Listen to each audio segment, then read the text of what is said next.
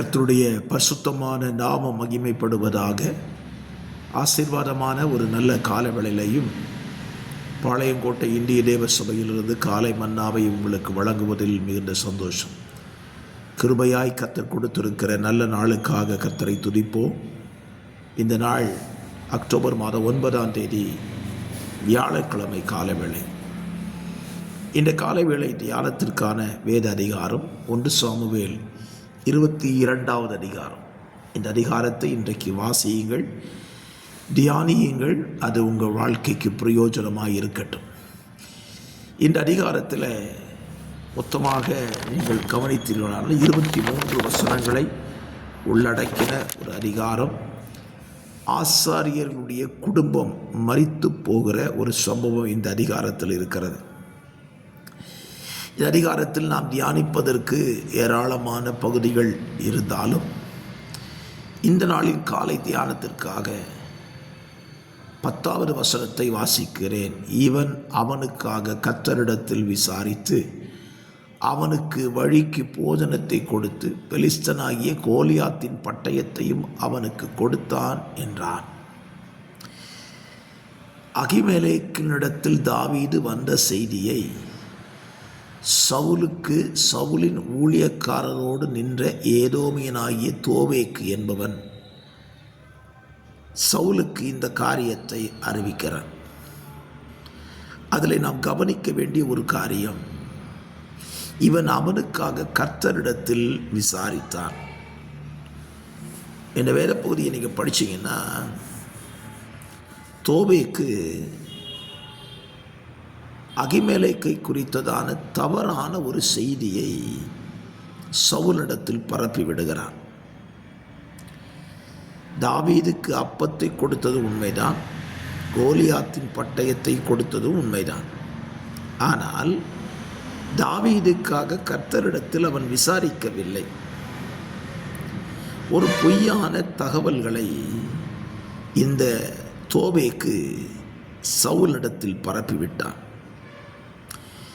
என்னை கேட்கிற அருமையான கர்த்தருடைய பிள்ளைகளை, நம்முடைய வாழ்க்கையில் பொய்யான தகவல்களை பரப்புவதில் கவனமாக இருக்க வேண்டும். நல்ல தகவல்களை சொல்வதில் பின்தங்குகிற நம்ம வாழ்க்கையில் நம்பத்தகாத உண்மையில்லாத காரியங்களை பரப்புவதில் வேகம் காட்டுகிறோம். அது விசுவாசிகள் மத்தியிலாக இருக்கட்டும், ஊழியர்கள் மத்தியிலாயும் இருக்கட்டும், தவறான தகவல்களை பரப்புவதை நாம் நிறுத்தி கொள்ள வேண்டும். இந்த தோவேக்கு தவறான தகவலை சொன்னதினால ஒரு கோத்திரம், ஒரு லேவி கோத்திரத்தை சார்ந்த ஒரு குடும்பம் மொத்தமே அழிவுக்கு காரணமாயிற்று. ஆகவே தயவாய் பட்சமாய் இந்த வார்த்தையை கேட்கிற நீங்கள் மற்றவர்களுக்கும் சொல்லுங்கள். நீங்கள் கேள்விப்படுகிற செய்தி உண்மையா பொய்யா என்பதை அறிந்து உண்மையான செய்தியை முடிந்தால் சொல்லுங்கள், இல்லை என்றால் அமைதியாக இருந்து விடுங்கள்.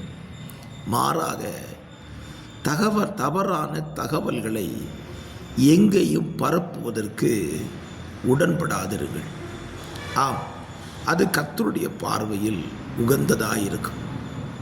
இந்த காலவெளியிலே தோவேக்கு சொன்ன காரியத்தினால அகிமெலேக்கு கர்த்தரிடத்தில் பதில் சொல்லுகிறான். பாருங்கள், சவுலிடத்தில் சொல்லுகிறான். 15ஆம் வசனம், இன்றைய தினம் அவனுக்காக தேவனுடைய சந்நிதியில் விசாரிக்க தொடங்கினேனோ அது எனக்கு தூரமாய் இருப்பதாக.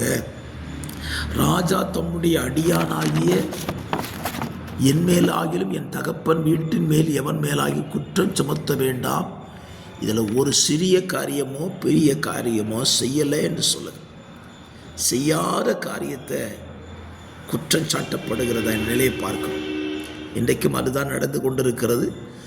நாம் செய்யாத காரியத்தை நம்மேல் குற்றம் சாட்டுகிறார்கள். இந்த நிலைகள் தேவ ஜனங்களை விட்டு நீங்கட்டும் என்று சொல்லி ஜெபியுங்கள். நீங்களும் இந்த தகவல்களை பரப்பாதிருங்கள். பரிசுத்த பிதாவே, இந்த காலை தியானம் எங்கள் வாழ்க்கைக்கு அது ஆசீர்வாதமாக இருக்கட்டும். இயேசுவின் நாமத்தில் ஜெபிக்கிறேன் நல்ல பிதாவே, ஆமென்.